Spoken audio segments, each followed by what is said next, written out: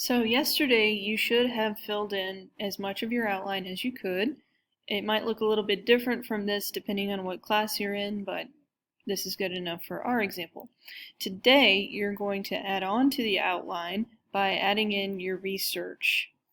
So depending on which class you're in, you have to cite at least one reliable source, or you might have to cite 3 reliable sources with evidence to support your opinion.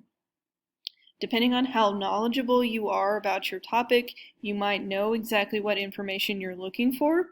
Like I can do that for mine. I can just look up health benefits of vegetarianism or how eating meat is harmful. I can look up something like that and find something to support my second reason.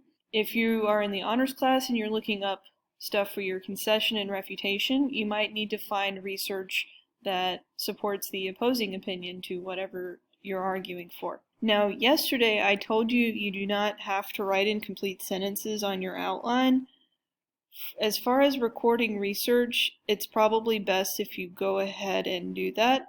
Either include the research as a quote or paraphrase it and put it in your own words, but I just recommend that you go ahead and put this in complete sentences since you might not look at these sources again and you need to be precise about your information. So the best and most reliable source I could find on this particular topic was an article from the New York Times, though there were multiple good sources I could have found. Okay, let's say I want to include this piece of information here. Ultimately, they concluded that eating 2 or more servings of red meat, processed meat, or poultry per week was linked to a 4 to 7% higher risk of developing heart disease. The higher the intake, the higher the risk. Okay, so I'm going to copy this and go back to my outline. Add this as a supporting evidence for this reason here. Okay. And I can choose to include this either as a quote or as a paraphrase. Y'all know how to paraphrase, so I'm just going to keep this quoted for right now. And after I put this in here, I'm going to put in parentheses which source I got this from, because that's eventually going to become important. So I'm just going to write New York Times here. Alright, now let's cover the citation part, because this is the part that students sometimes get confused by. What I'm going to do is I'm going to copy and paste the article headline into one of my citation machines. In the olden times I had to memorize how to do this myself, but you guys can just go to one of these handy dandy little websites to make your citation. So I'm just going to click on the link to go to the citation machine. That will bring you up a website that looks like this.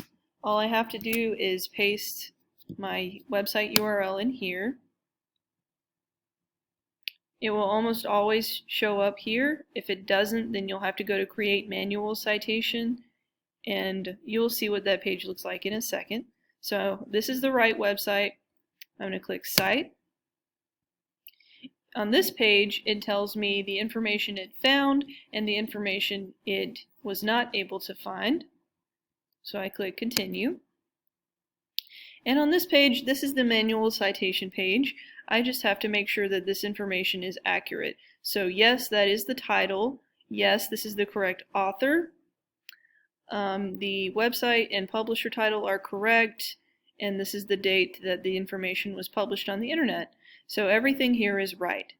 If it's not on your page, you can go back to the article and look around to see if you can find that information. The author, publisher, all that information is usually towards either the top or the bottom of the screen. You can find it there. But since everything looks okay here, I'm going to click Create Citation or Complete Citation, and boom, there it is. I can just copy it from here and put it into my little chart. Done.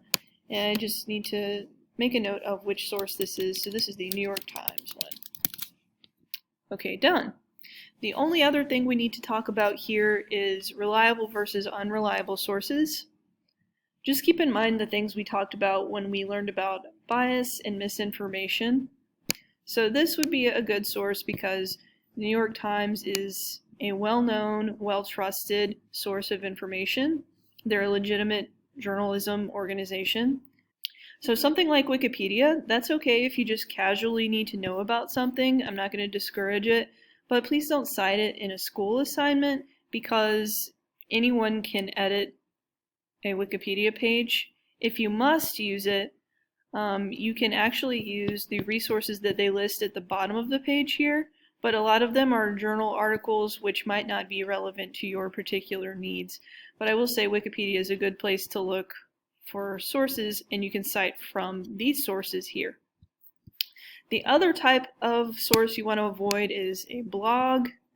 So I found this blog on being vegetarian, the Utah Natural Wellness with Kristen blog, and I could have cited information from here, but I chose not to because if I click on the About box and read about Kristen, she is just a person. She calls herself a nutritional therapist, which doesn't mean anything. You don't have to be certified to be a nutritional therapist. So as far as I know, she could just be making stuff up. So I'm not going to cite from Kristen. Instead, I'm citing from the reliable source, New York Times article. Okay, so that's everything there is to this. To review really quick, you're going to search for information to put in your chart. You can choose to copy and paste it as a quote or to go ahead and paraphrase it onto your outline here. That's up to you. When you do that, make sure you tag it with which source it comes from. Once you have found a source that you want to use, copy the URL either onto the Citation Machine or the EasyBib website to create your citation down here, and then make a note of which source it came from. That's it.